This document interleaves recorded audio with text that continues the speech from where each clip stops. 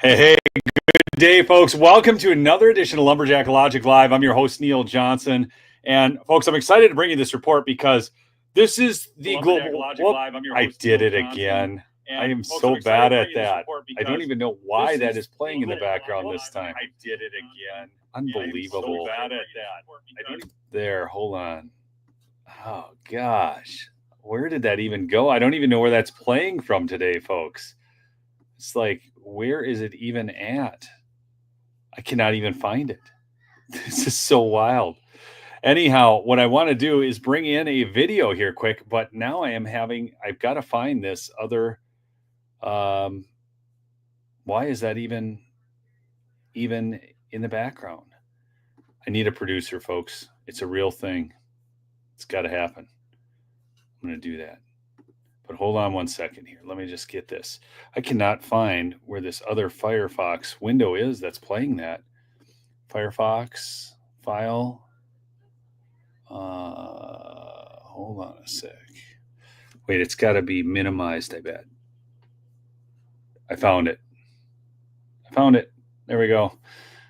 All right. Now we got that corrected. Okay, folks. Now I've got that corrected. Please smash that like, chat in with where you're from. And I'm going to share some wonderful video clips today. Want to mention my sponsor. You guys know Birch Gold, folks. I'm big on gold and silver. I'm bullish on this. It has been absolutely the best investment class I've invested in, okay? And so you can text Lumberjack to 989898 to get your free info kit on gold and silver. There's no obligation, just useful information. As I cover this financial news today, I want you to take into consideration how gold and silver plays into this and how it plays into your investment strategy for the future. Because one of the things that I found really fascinating is gold is outperforming inflation. And a lot of times you don't see that, where you see them rising in similar numbers. And I'm actually seeing gold far outpace inflation. And I didn't see that during the Biden years. And I've got a special guest I'm going to bring on today. But first, I just want to share this video of Hakeem Jeffries. Okay, and this is put together by Maze on X with 2 clips of Hakeem Jeffries. And you guys can leave some comments in the chat on this. Work together following the leadership of President Joe Biden, whose record continues to move things in an incredibly positive direction for the American people. Wages are up. Inflation is down. The high cost of living in the United States of America. It's a challenge that we need to tackle. They promised that costs would go down on day one, that they would address inflation. Costs haven't gone down. They're going up. Inflation is going up. And a lot of it has to do with Trump's reckless mismanagement of the economy.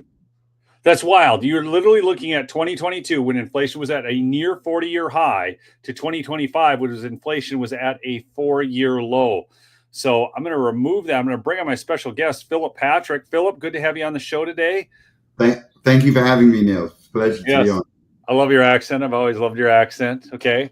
And so Philip is with Birch Gold, folks. Again, text Lumberjack to 989898. But I brought him on because he's got interesting perspectives on economic news. And of course, he deals in gold and silver. He's bullish on it as a result. But I think you were probably bullish on it before you ever started in the gold and silver trade. Oh yeah, absolutely. I've been a gold bug for a long time.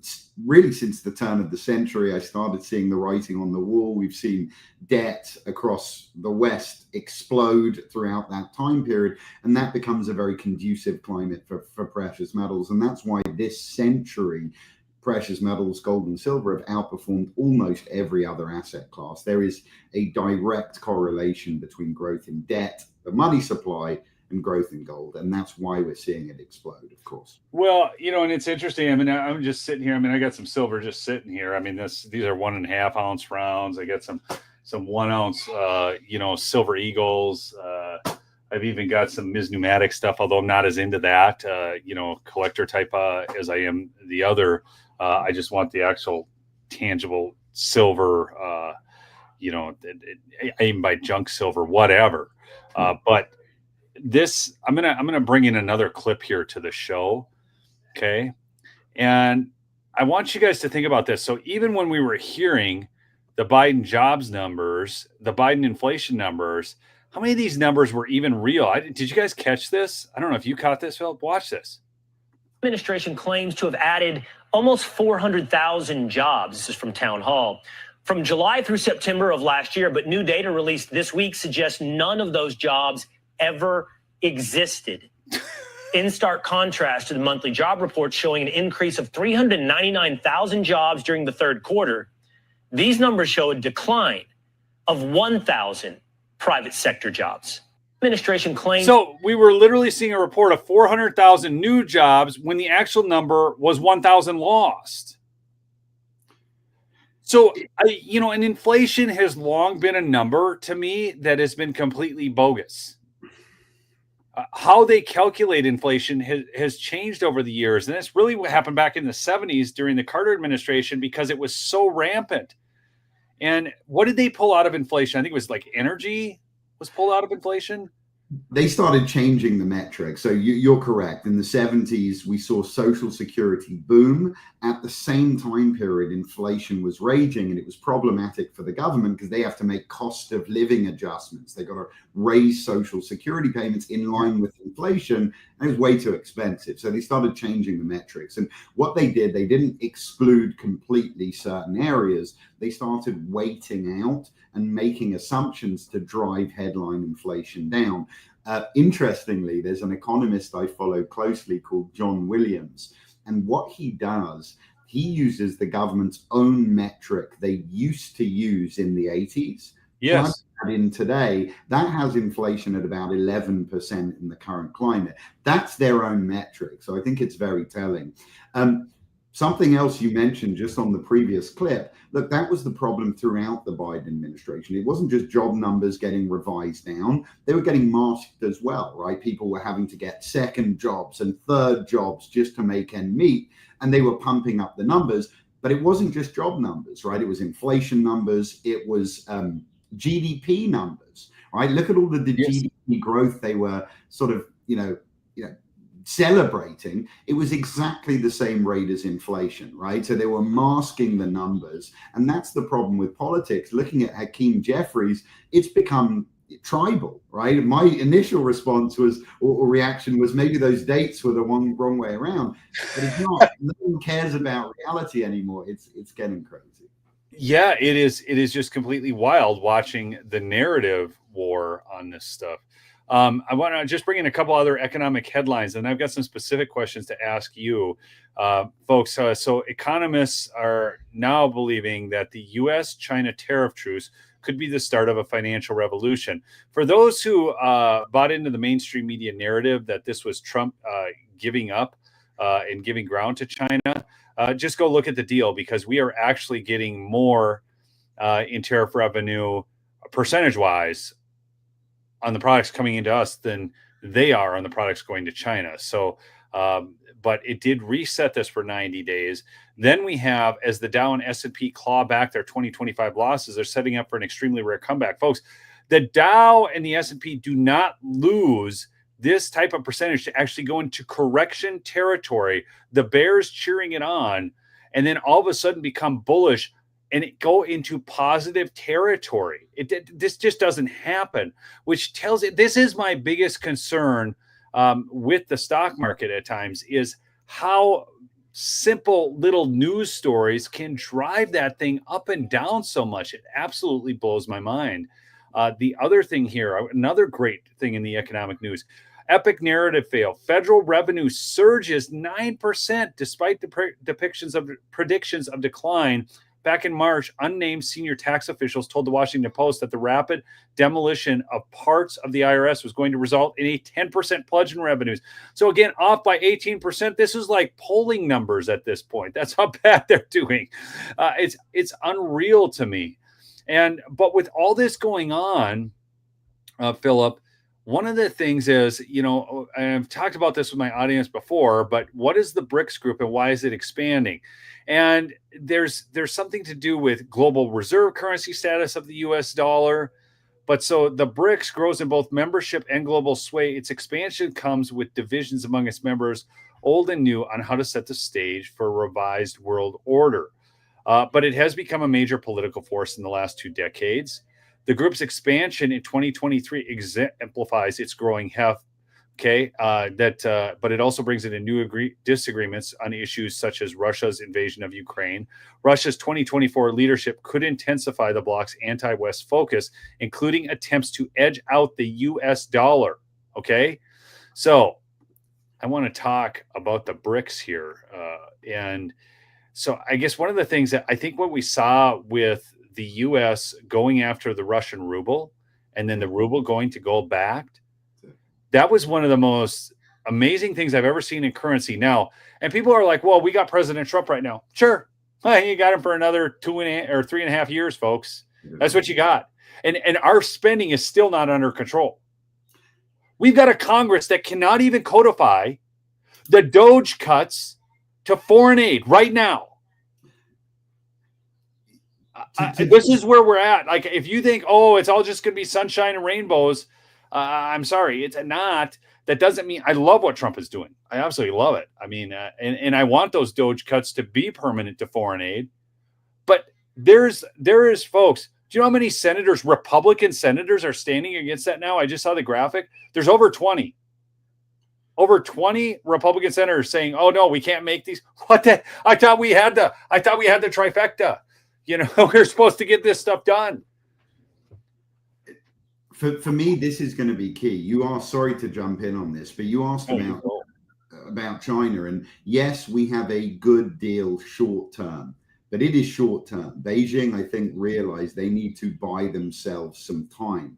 But the BRICS ties in here directly. Listen, this all started under Biden. When Biden seized Russia's assets, their dollar reserves, that immediately led to a 5-fold increase in central bank gold buying. And this is what the BRICS is all about. Listen, there's two things incentivizing the BRICS to move away from the dollar. The first is devaluation, right? The thing about the dollar was it was always very stable, right? And that cemented its position as global reserve currency. Since the pandemic, we've been printing money hand over fist. The dollar's lost 21% of its purchasing power. So number one, it is not as attractive as a store of wealth as a global reserve currency.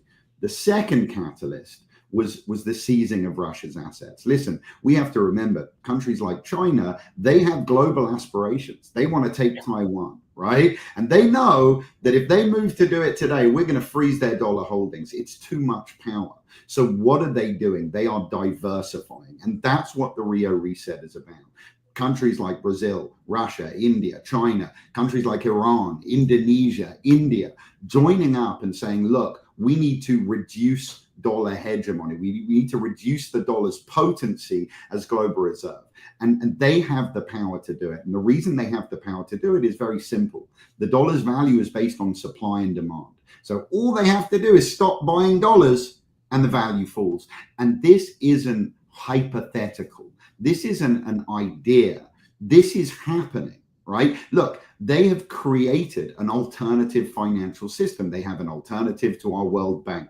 They have an alternative to our credit rating agencies, S&P and Moody's. They have an IMF-style liquidity pool called the Contingent Currency Agreement. And most importantly, they have laid thousands of miles of physical underground cables to be able to sort of communicate bank to bank outside of US oversight. So it's not a case of if it's going to happen, it's a case of when it gathers steam. I think what you mentioned something really interesting, and I hadn't thought about this, but you talked about their own rating agencies, you know, and you talk about Moody's. I remember in the movie The Big Short, when he was going to these ratings agencies that were rating these subprime loan pieces of crap, you know, with tranches and tranches, bets against bets, and they were rating these things as A. They were giving these things A plus ratings, telling you that this is so safe and secure. It's the mortgage industry and so on. And Moody's sucked, and Moody's did not want to. Moody's was part of the whole scam. Yeah. It wasn't just that they thought wrong, like they were just misinformed. No, they actually had the information, but they were unwilling to lower the ratings because then they wouldn't get the money to rate things. It's crazy. And now imagine rating agencies that are governed by the, Chinese Communist Party and the, fascist dictatorship in Russia. It's a frightening proposition, but it's gathering steam. Listen, US dollar holdings by central banks today are at 30-year lows. The problem that the BRICS have is they don't have a currency amongst them that's better than the US dollar, right? As tough as the dollar is at the moment, it's the tallest midget in the room. But that's where they're using gold. They are using gold as a means to de-dollarize. And what people have to understand, by the way, central bank gold buying has set consecutive records 3 years in a row, right? And that's kind of the catalyst, right? These countries around the world are saying, look, we got these dollars, we want to dump them, but we don't have a better currency, so let's buy gold. By doing that, it achieves two things, right? One, it's giving them the stability that they need. Gold today is more stable than the dollar. In the same time period, the dollar's lost over 20%, gold's up over 40%. But number two is why I believe we can't stop it. And I'm going to tie into a comment you made before. See, the more gold they buy, the less dollars they hold. The less dollars they hold, the less demand. That weakens our dollar. It weakens our weapon, right? Our sanctions. Yes. And ultimately, it weakens the longer term argument for the dollar as the global reserve, right? And, if 5 years from now we lose the official status, we're in big trouble. And that's the rub. And to mention what you said earlier, listen, I like what President Trump's doing, but he's very limited. First of all, by his term. Right? President Trump's going to be out in 3 years. That's his second term. Russia and China, these are dictators. They're planning long beyond the next election cycle in the US. Whoever comes in next is an unknown. So they're not going to re-dollarize to have to de-dollarize again. The ship has sailed there. And secondly, President Trump is hamstrung to a degree. Look at what happened on tariffs. He wanted to stand firm. He wanted to get a better deal. But he was forced to the negotiating table. And the reason he was, China and Japan dumped US debt. What happened? Borrowing rates went up. And at 36.5 trillion, everyone knows we cannot afford that. So it's tough to negotiate with nations that are lending you money. It's a tough negotiating position to be in. Yeah. No, it is. It is. He's amazing. I mean, I remember I was watching from the last, now we're on day 3 over there in the he's at what is he, United Arab Emirates today, or where is he today? I'm telling you, like what he's done over there in the Middle East. And I think one of the things that we're talking about here when we talk about de-dollarization and the countries needs to get off the dollar, that's 100% what Russia was doing, because they weren't going to deal with economic sanction penalties. That's why they went to a gold-backed currency, was to get off that addiction to the dollar. And now Trump just yesterday told Syria, we're going to lift sanctions on you. I think part of his strategy on that is to try to prop the dollar back up in a sense and say, well, we're not going to sanction these countries as hard, as much as it is to deal with the people of Syria who have been, I think, was it 40 years they've had sanctions on Syria now? Yeah, it's been a long time. Long time. But there are so many countries now that do not trust, and they also know even if Trump does this now, some neocons get back in, or you get these lefties back in, and they're just going to go right back to these sanctioning tools, ramped up in the same way. And Trump's not afraid of using sanctions; he's just trying to use them in a different way. You're correct, but that's the one problem with sanctions in on themselves. Like once you do it, you can't undo it. So I'll give you an example, right? Trump put tariffs on China in 2016, right? And, prior to 2016, we were a large percentage of China's exports, right? They realized at that point the weakness there, right? And they diversified. Today, we're only 15% of China's total exports. And that's kind of the reason. That's one of the benefits the other way around, right? These sort of tariff war with China has let US companies know that there's a danger the other way around. So what that's forcing us to do is to diversify supply chains. So look, what we've seen long term is sort of a pause on tariff policy. We look to have got a slightly better deal than China today, but that's all it is. Longer term, we're still hashing this thing out. We're not even close to being done. We need to look at things like IP theft. Things like that are really. Oh gosh, it's unreal. China steals everything. I often tell the story. My he'd be my, I don't know, not my father-in-law, because it's whatever you call it. Anyways, he wrote a textbook on math. Well, not math, but computer math, basically. Writing dashboards, doing all these things. I can't remember the exact word for it right now, but anyhow, he wrote this textbook, and basically he was just told, sign the rights over to China for $500. You only get $500 because otherwise they'll just copy it anyways. And that's how China treats us. Okay. So, but nonetheless, all these books were being printed in China. I mean, when I was printing books, we were able to print our last book in America, but it was completely uncompetitive to print your books in America. Nobody's going to pay you twice as much for your book, $70 instead of $35 to print here in America. That's the box we were in. Now, what Trump is doing by causing more companies to come back to America is it's a national security issue. There's a whole host of things surrounding that. But again, at the end of the day, the other thing, this is total speculation, Phil, and it's probably my last point here on the show, because I gotta get going to my kid's got a graduation today. He's graduating.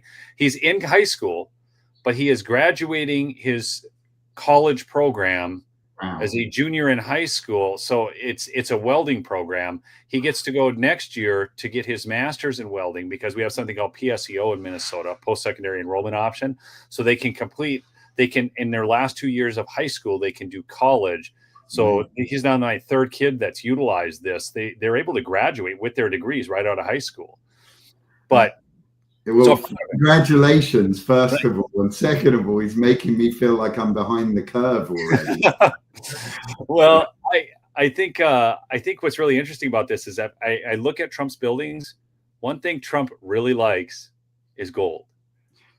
No, I'm serious. And I know this is kind of speculation and such, but I really believe that Trump would like to get us back on a gold standard. Listen, he made an exemption of all the tariffs of everything.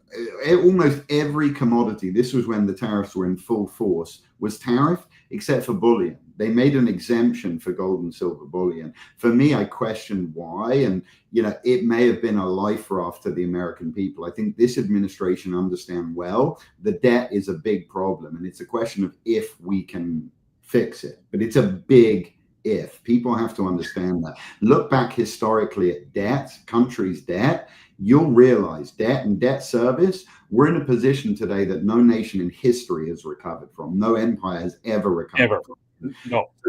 It's insane. People don't even get the fact. I mean, correct. Like, you could give up our entirety of our gross domestic product, which you can't do. I mean, it's unfeasible.